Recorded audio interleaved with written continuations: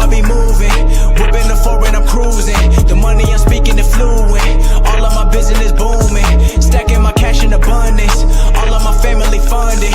Finally got what I wanted. Life is amazing, I love it. Everyone know that I run it. Yeah, look at me now, I came up. I've been thinking back then when I almost gave up on the game cause I never got in my way.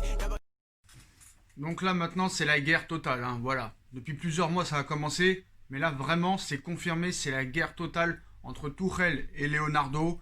Mais bon, moi je vous le dis la vérité, la faute est à Doha. Continuez avec ce coach, on a le coach le plus incompétent de l'histoire du football, c'est lui qui fait sa loi.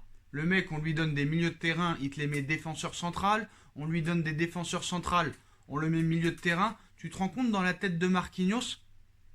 Thiago Silva parti, capitaine du Paris Saint-Germain. Le mec, logiquement, naturellement, il doit prendre la place de Thiago Silva. Et le mec, on continue à le mettre milieu de terrain.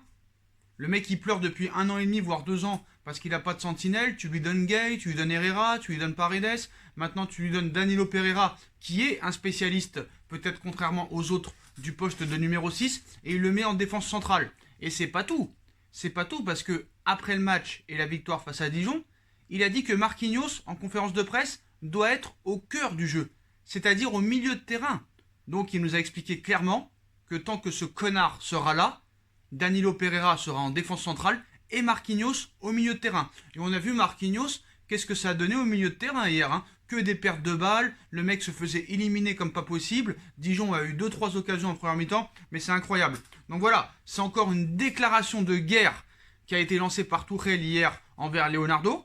Donc voilà, entre Tuchel et Leonardo, hein, voilà, rien ne va plus, c'est sûr, hein, rien ne va plus. Donc lors du retour de Leonardo au PSG, il y avait déjà des premiers désaccords, hein, qui se sont vus avec Thomas Tuchel. Ce dernier n'a en effet pas été choisi par le directeur sportif du Paris Saint-Germain, qui ne semble pas vraiment fan de sa gestion ainsi que de sa vision du football. Mais qui est fan de la vision du football de Tuchel? Franchement, honnêtement, voilà. Bref, les choses semblaient toutefois s'arranger au fil de la saison 2019-2020, avant que le dernier mercato ne vienne tout détruire, hein. L'été 2020 semble en effet avoir été catastrophique pour la relation entre Tuchel et Leonardo. Le coach du PSG a en effet réclamé plusieurs recrues précises à Leonardo, qui ne sont jamais arrivées. Tuchel voulait voir Thiago Silva et Edinson Cavani prolongés. Leonardo les a laissés filer. Tuchel voulait un défenseur central avec notamment Antonio Rudiger, mais Leonardo lui a offert Danilo Pereira, mais pas pour jouer en défense centrale, pour jouer au milieu de terrain. Bref, donc Danilo Pereira en défense centrale, bah, c'est un signe et un clash et une pique envoyé clairement à Leonardo. Voilà, le Portugais a d'ailleurs été au centre d'un nouvel épisode de la longue série de désaccords entre Tuchel et Leonardo. Donc face à Dijon hier, 4-0, le coach du PSG a en effet décidé de placer Danilo Pereira en défense centrale en lieu et place d'un Marquinhos replacé au milieu de terrain. Un choix qui a été qui a interrogé, hein, franchement, et qui semble tout simplement être une déclaration de guerre à Leonardo. Donc Tuchel n'a d'ailleurs pas manqué de passer un message fort à son directeur sportif. Marquinhos est aussi un défenseur central du meilleur niveau, mais il reste le cœur et l'âme de l'équipe, a expliqué cette truffe là après la victoire sur Dijon. Pour ça, il doit aller au cœur du jeu, au milieu, car il a une combinaison extraordinaire. Donc, moi je pense que c'est simple. L'avenir de Tuchel est déjà décidé. Quoi qu'il en soit, ils l'ont dit au maximum, tu iras jusqu'à la fin de ton contrat, c'est-à-dire au 30 mai ou au 1er juin, et tu ne seras pas reconduit. Donc le mec, qu'est-ce qu'il veut faire? Il veut foutre sa merde. Il veut foutre sa merde. C'est clair, c'est net, c'est précis. Mais attention frère, tu t'en prends à Leonardo. Moi, je pense que Leonardo doit faire quelque chose. Et doit lui faire l'enfer à lui aussi. Comment? Je ne sais pas, mais il doit lui faire l'enfer. Il y a un mercato qui arrive le 1er janvier. Je pense qu'il faut lui faire la misère à cette saucisse de Francfort de merde, là. Il faut lui faire la misère à cette Allemande. Voilà. Donc ce choix surprenant de cette truffe n'est pas un événement isolé. En effet, cela arrive alors même qu'un grand nombre de médias s'accordent pour dire que la relation entre Léo et son entraîneur touche à son terme. C'est le cas de l'équipe, mais également de Téléfoot, la chaîne, qui tout récemment a assuré qu'aucune prolongation n'est actuellement programmée pour l'Allemand, encore heureux, dont le contrat avec le PSG se termine en juin prochain. Danilo Pereira n'est en quelque sorte que la victime de cette guerre entre Tuchel et Leonardo, comme l'a pu l'être Mauro Icardi l'hiver dernier. Parallèlement, le directeur sportif du PSG a déjà prêté la solution pour remplacer Thomas Tuchel, hein, puisqu'on le sait très bien que l'intérêt prononcé pour Massimiliano Allegri, ancien de la Juve, est officiel. On le sait que c'est lui que Leonardo veut mettre en place à la place de Tuchel. Moi, franchement, je te dis la vérité, ce mec-là me met en dépression. Tuchel, bien sûr. Je peux plus me le voir, ce gars. Je vous dis la vérité. Avec tout l'objectif du monde, on a le plus mauvais coach de l'histoire du football à l'heure actuelle. C'est une catastrophe. Quand tu vois un Zidane hier, quand tu vois un Jürgen Klopp, quand tu vois même un Frank Lampard hier à Chelsea, ou même un Ole Gunnar Solskjaer, il y a une certaine classe, il y a un charisme. Ce mec a rien, c'est un guignol. C'est un guignol. Ce mec prend aucune initiative. Ce mec ne sait pas gérer un groupe. Le mec ne sait pas construire une équipe. C'est une catastrophe. Mais moi, je vais vous dire la vérité, en soi, c'est même pas la faute de ce connard. C'est la faute des hautes instances qui l'ont prolongé après la défaite face à Manchester United. Ce club a toujours tout fait à l'envers. Ce club a toujours tout fait à l'envers depuis qu'il est arrivé en 2011 jusqu'à maintenant. Voilà. On a commencé très fort en prenant des Carlo Ancelotti, après Laurent Blanc, après Emery, après lui. On a tout fait à l'envers. On a laissé tout passer à des joueurs, à des Neymar, à des Mbappé, à des Zlatan, à des Cavani, à des Aurier, à des Thiago Silva, à des Verratti qui ont beaucoup craché sur le club.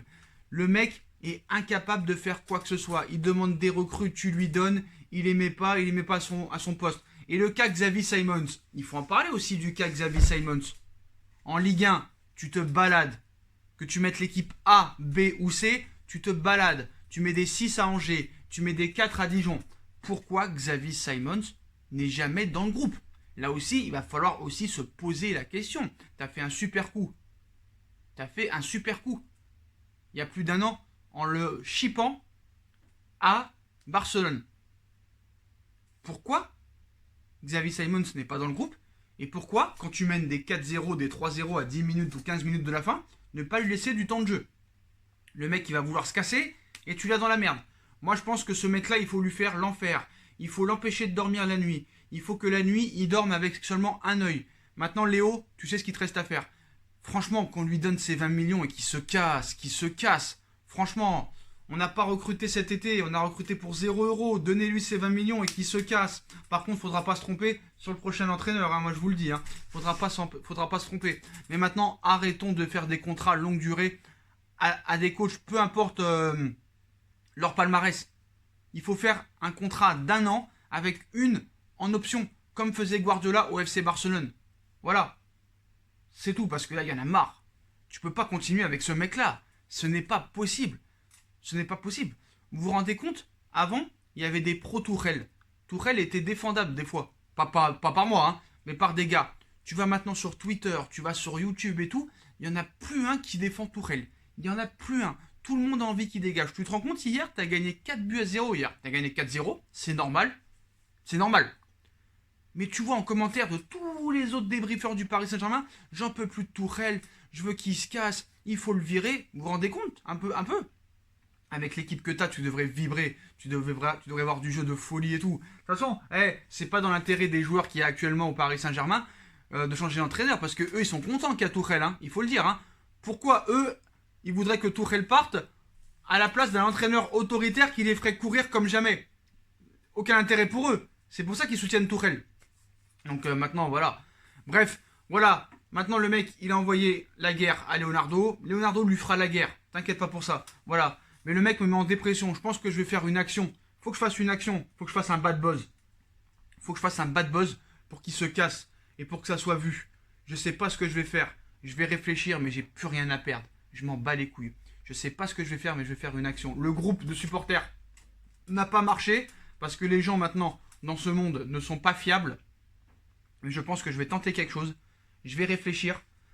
Et comme dans ma vie, c'est la merde en ce moment. Et ça continue à être la merde de plus en plus. C'est la dépression totale. Ce mec-là me met encore plus la dépression totale. J'ai plus rien à perdre.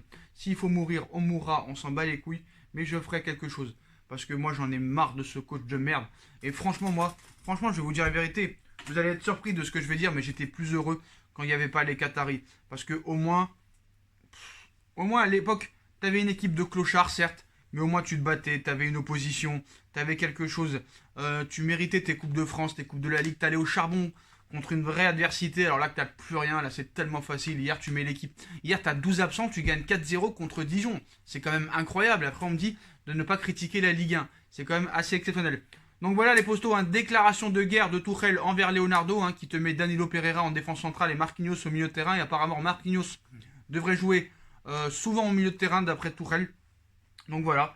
Bref, dites-moi en commentaire ce que vous en pensez. Hein. On like, on partage, on commente, on s'abonne. Et puis voilà les postos, il y a la cagnotte PayPal qui est toujours disponible en lien en description. Ma deuxième chaîne YouTube. Voilà les postos. Et plus tard dans une nouvelle vidéo. Tchuss.